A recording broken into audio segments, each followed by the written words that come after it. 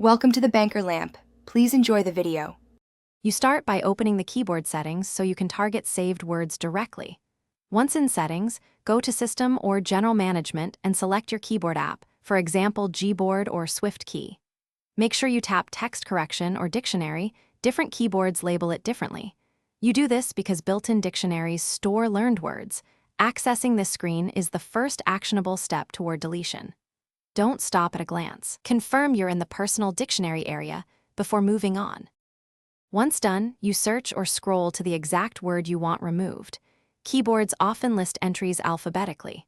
Tap the entry to open its details and choose Delete or the trash icon that removes it from your learned vocabulary.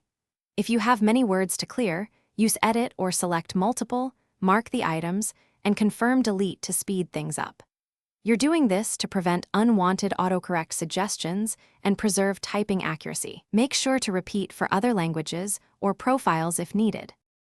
To finish, verify deletions by testing typing.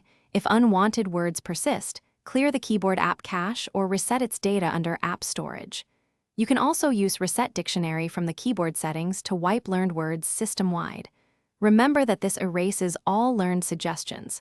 Before a full reset, back up any custom shortcuts or personal phrases so you don't lose useful entries. Troubleshooting tip: if suggestions still reappear, update or reinstall the keyboard app to remove corrupted suggestion data. Thanks for watching. If this was helpful, leave a like and consider subscribing. See you next time.